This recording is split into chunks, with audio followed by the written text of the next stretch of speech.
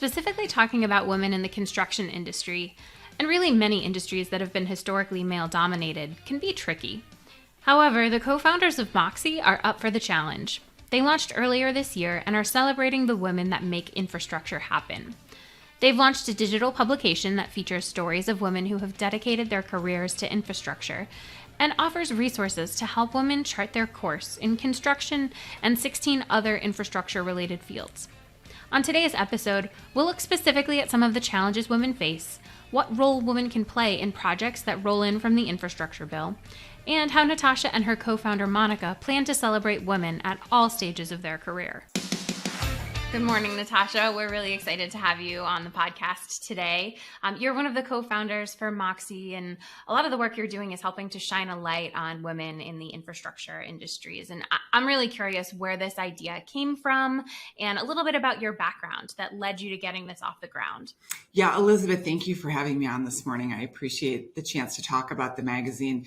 MOXY is the brainchild of myself and my business partner, Monica Dutcher. Monica's got a background in journalism and editorial, and she owned a magazine at one point in time. And I've got a background in sales and marketing. We recognized earlier this year, it really started because I had reached out to Monica about doing some writing. There's really not anyone that's talking specifically to women. We have a lot of trade publications where women tend to be a bit of token articles. And, you know, we talked about writing some content speaking to women. And Monica came back and said, why don't we start a magazine? And MOXY was born. So I like to remind her, I just wanted to write a few articles, and all of a sudden here we are, we own this business. But, in my experience, I had never seen anything like this. And as the idea came to be, I realized it was something that was important to me and something that I would read. And if I found value in it, I think other women would find value in it as well. So the idea behind MOXY is we're speaking to women that are in the historically male-dominated sectors of infrastructure. And we're really leaning into the Build Back Better initiative that's coming out of Washington right now. We've identified 17 industries that are considered these male-dominated sectors. And I have a background. I've been in infrastructure for about a decade now. So I've got a lot of experience working in this realm. And Monica has written for trade publications in infrastructure. So our audience is women from the C-suite to the field. We want to talk to women who have been in the business for 35 years and women who are just starting out. We're shining a spotlight on ladies who are at the helm of major infrastructure projects. We're talking to women who own their own businesses, women who are moms trying to navigate a career and motherhood. Mental health is a huge topic that we're talking about. So we're really focusing on the issues that women are facing every day in a way that hasn't been addressed before. You've got a lot of publications out there that might speak to men and women that are in the C-suite. Or you've got something, like a Cosmopolitan magazine that might, give you tips on how to negotiate your next raise. And then you turn the page and there's 18 ways to make chicken and, the hottest shades of lipstick for fall. So again, it's very concentrated content that we've put together for these ladies. Yeah, I love it. I think being able to take that idea of creating a professional magazine and a professional outlet that helps people at various stages of their career, but is kind of like a one-stop shop resource for, stories of women who maybe have gone through a similar kind of track, or people who are facing a challenge that you're currently facing in your own experience, and finding out ways to come through that positively on the other side is really a great way to approach it. And I followed you guys on social media, so I've been able to see some of the stories that you've brought to light, and some of these women that you're featuring are quite amazing, quite frankly. As you kind of gone through the process of talking with a bunch of these different women, have you kind of found any stories or any themes that have stood out to you from shared experiences? As I know it's still early days for you guys, you've got so much more ahead of you, but are there any kind of themes that you're seeing come to light from the different stories you've been able to tell, or one or two stories that really stand out to you? So our first feature story right out of the gate was a woman named Sharon McPherson. Sharon is a social activist. She's raised over $1 billion in sub-Saharan Africa for investments, and she's been an advisor to the Biden administration for the transportation bill. And so to hear a woman talk about her life's work has been to not only empower other women, but to better systems that are in place. And now she's bringing that over here, and she's launching the Green Jobs Machine in 2022, in the second quarter of 2022. And it's really all about how do we bring more women into the fold, and especially addressing these communities, these underserved communities of color, and making sure that our dollars are spent in the appropriate places, and about sustainability. And it's this, how it's all weaved together, that we can't continue doing things the way that we have been, right? We've got to bring more people to the table. We've got to bring this diverse set of voices to the table and look at our infrastructure in a different way. So it's been, when I met Sharon for the first time, I mean, I was just in awe of what she's done. She's an extraordinary woman. And we are very fortunate to call her a friend at MOXY and be able to share her story and to see the things that she's going to be doing with the Green Jobs Machine. And then we featured Desiree Wood. She has an organization called Real Women in Trucking. And Desiree was interviewed back in 2010. She actually had a blog post that was the impetus for Dan Rather to do a 4-part investigative series on the trucking industry. And, you know, we've been hearing for months and months and months now about the shortage of truck drivers and, you know, supply chain issues and whatnot. But a decade ago, Desiree was shining a light on the challenges when we talk about why aren't there truck drivers and why aren't there more truck drivers. Desiree brought to light some of the things that were, you know, she pulled the curtain back on the trucking industry. And it's a massive industry, and she's really telling the story that needs to be told. And we thought it was important. If we're going to talk about truck drivers, if we're going to talk about this industry that seems to be lacking so much, we have to also talk about why things are the way they are right now. And so, you know, for us to be able to give a platform to women like this, to share their story and to get their message out, has been one of the greatest joys of putting this magazine together. Absolutely. That's what it's all about. It's the passion of bringing those stories to the forefront, for sure. That actually brings up a great point. You know, one of the things we're doing on this season of the show is talking about the common challenges that people are facing in the industry today, and obviously some ways to overcome those challenges as well. What do you think the biggest challenge right now facing women in infrastructure, or more specifically in the construction portion of infrastructure?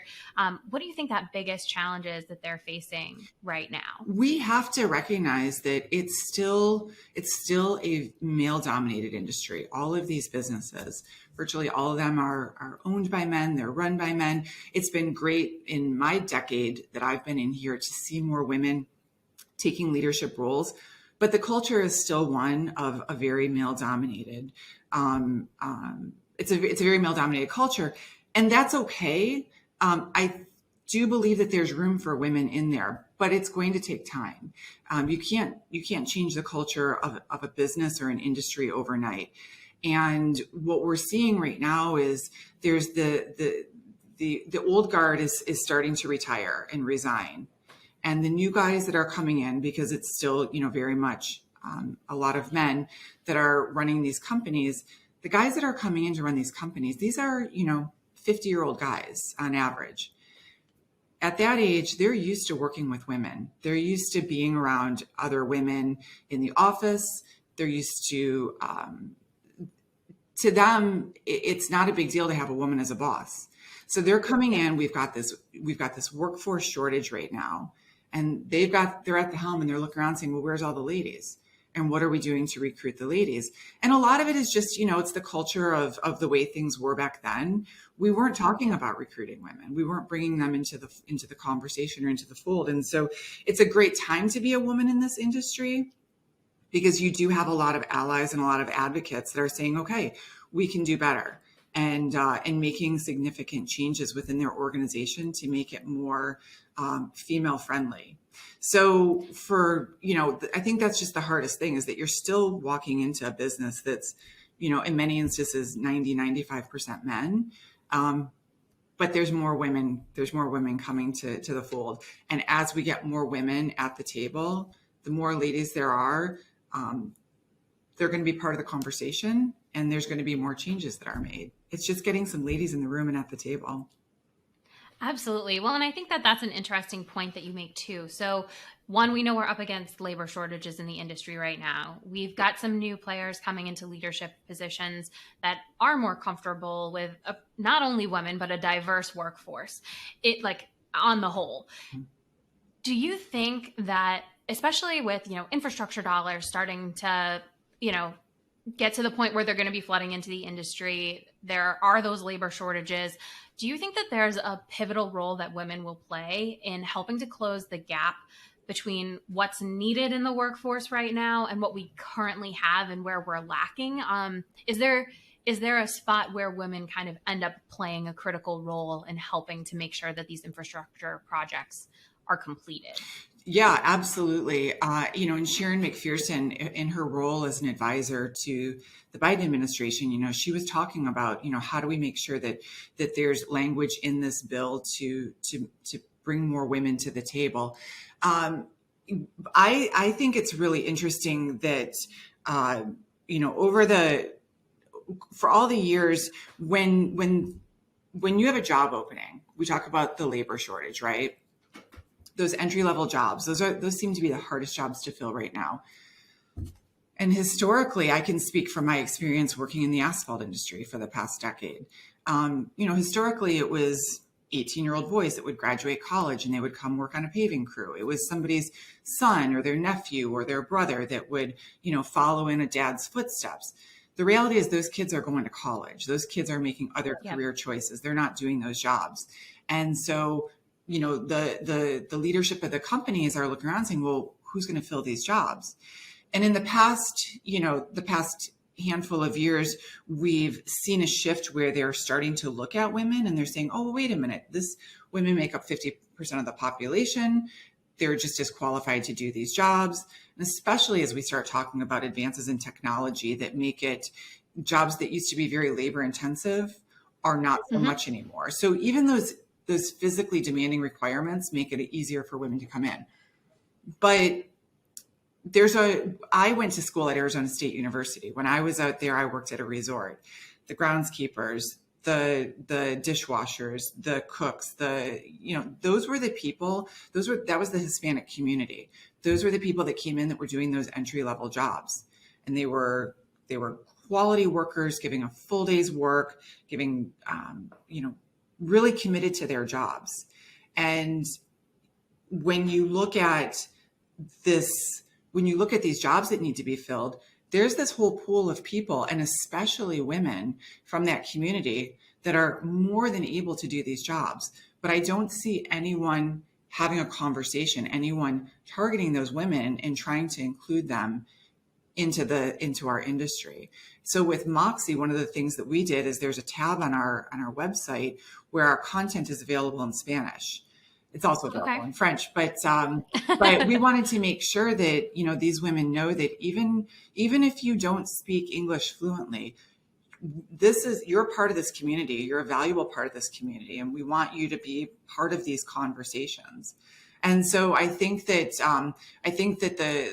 the really what's been missing, but what I hope to see happen, is that these employers start to look at this community and say, how can we reach out to this community? Because they're ready and willing to do the jobs.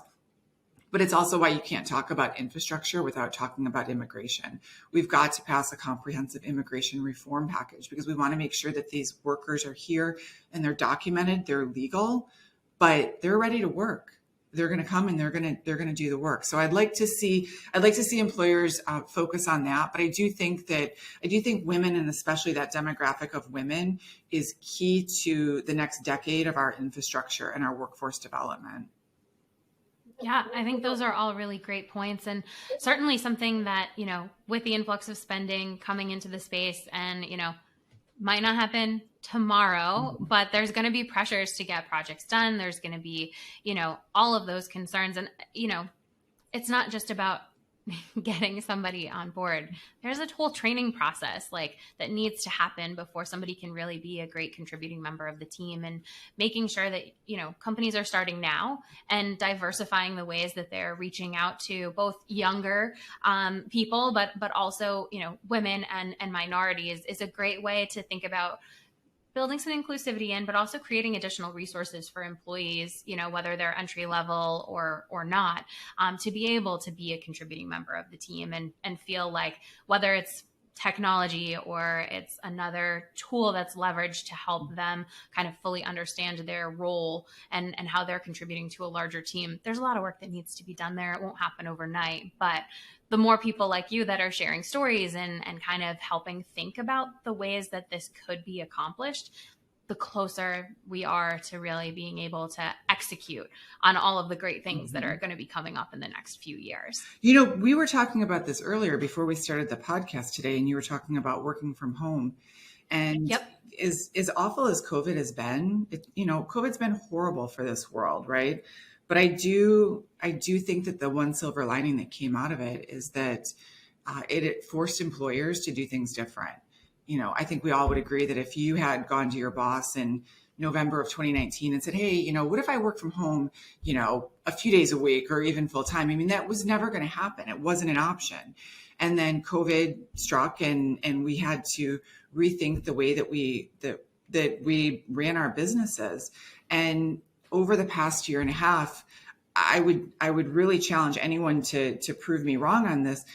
Companies not only survived COVID, but they thrived during COVID. They thrived while their workers were at home, the ones that could be working from home. And so this all ties into bringing women into the fold. Women are primary caregivers in a family, right? And so if you're going to be recruiting women and knowing that they're primary caregivers, you got to look at them and in a different way. I mean, the good news is that any changes are certainly applicable to any men that have families as well. But for instance, job sharing, that's something that really has never been done before.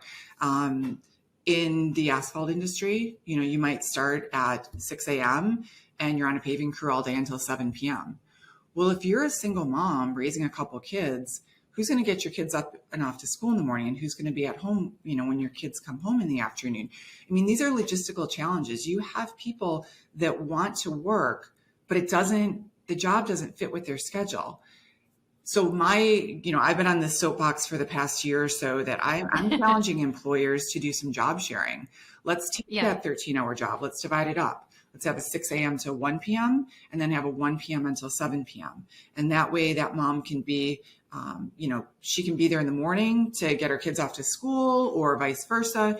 She can be there when they get off the bus in the afternoon. And the biggest pushback that I get, it's always the first comment is, well, that's going to cost more money. That means I've got to provide a second set of benefits. And I challenge these guys. I say, if you're going to buy, you're going to invest in a piece of equipment, it might be $1 million piece of paving equipment. And you're going to look at what's on the books for the year. And you know that if you don't have this equipment, you're not going to be able to bid these jobs, right? And if you don't have the workers, you're not going to be able to get the work done. So you need to start looking at your employees. We need to really lean into your employees should be treated the same way that you treat one of these pieces of equipment. You're going to invest $1 million. You're going to make sure you're doing the proper maintenance on it to get the full lifespan out of it. It might cost a little bit more money. And you have to have been living under a rock, the past 6 months to realize that it's just costing more to recruit and to retain employees. I mean, that's the way the world is right now. But if you treat your employees well, and there's just some very small changes that you can make and doing things differently, I think the chance to not only recruit, but to retain these employees is significantly higher than your counterparts that aren't doing that, that are continuing to do things the way that they always were done. So that's kind of my challenge to the industry right now, is that think about who you want to come in to work for you, and think about the dedication and the commitment that they're willing to give to you. Now, what can you as an employer do that's going to be a little bit different, that's going to pair these two together? Just makes sense. Just makes sense to me. I love it. And I think that's a great note for us to kind of leave the bulk of the conversation off on, because it's putting a challenge out there for the industry. And I like that. We are asking more like rapid fire questions to all of our guests this season. So I'll run through those with you. But we're really glad you were able to join us today. We've kind of already talked about this right now from the perspective of what's the industry facing as the biggest challenge. But for you with starting Moxie, is there one challenge that you're feeling like, okay, this is what I'm up against right now. This is what I need to tackle first in order to get where I really want to go? Yeah, just finding enough hours in the day to talk to everyone. We've been inundated with emails and phone calls and interviews, and which is great. It's a really good problem to have. But just, the exciting, first couple months of starting a business, and there's so much to do, but it's just been an absolute joy. And I cannot tell you, it's been overwhelming, the amount of support that we've gotten from women and men across all industries, people reaching out saying, why has this never been done before? And I'm like, I don't ever want to be the smartest person in the room, but you know what? If today I am for this, Monica and I are pouring our heart and soul into this. And so it's everything that comes with starting a business, excitement and overwhelming. And no sleep. And no sleep. Yeah. Yes. Yeah. Love it. In terms of where you see the industry going in the next 5 years, do you have like a prediction for one big thing that might kind of be the same, or one thing that might change in the next 5 years? We've turned a corner. I think this whole infrastructure bill being passed this weekend, although it wasn't what I think the administration had originally wanted it to be, we still passed it. And you can't not talk about politics when it comes to this. We've got a progressive caucus back in DC that's really pushing hard, and they're not letting up on certain initiatives that they're looking for. And what I see is there's a lot more women having a seat at the table, and these women are having conversations and pushing the envelope in a way that hasn't been done before. There's always going to be some kicking the can when it comes to policies in DC and things like that, and back and forth about where we should and shouldn't be spending money. But we know that our infrastructure can't survive the way that we've been doing things. It just can't. And so we're in a clear direction forward. We're not going to let things go back to the way they were. So yeah, I'm really optimistic about it. And again, it just goes back to having more women, having more seats at the table, and asking different questions. I love it. Where do you currently go for your industry insights? So obviously you turn to your own pages of your own magazine. Is there any other resources that you tap into as well? We've got like the major publications, the Wall Street Journal, the New York Times, all the major publications, news sources online. It's been a great educational experience in the past year, getting to know these women, especially these women, in Canada. I'm talking to women in Canada that are running trade organizations, and the Women's Infrastructure Network, which is a global platform of women that are leading companies and heading up these initiatives. So I get a lot of information just from, my phone calls and my interactions with ladies that I've met through Moxie. I love that.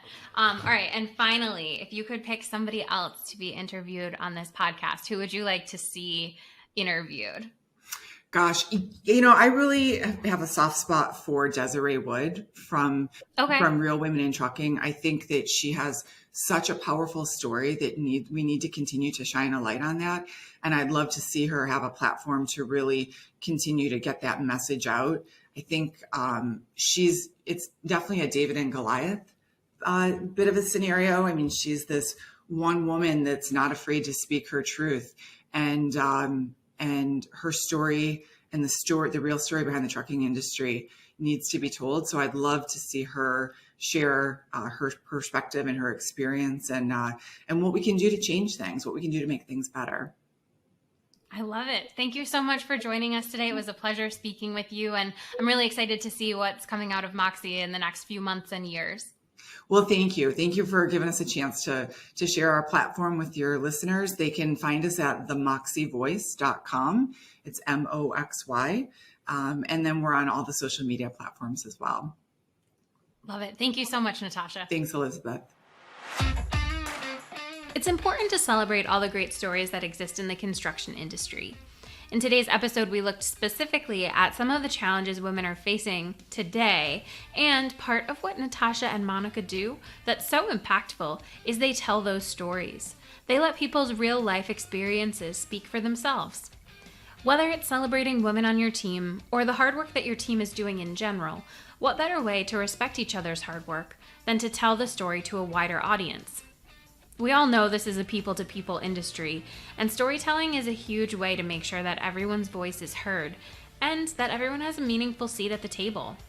If you're interested in reading the stories of Desiree Wood or Sharon McPherson, both of whom were mentioned in today's episode, head over to the Moxie website. It's themoxyvoice.com.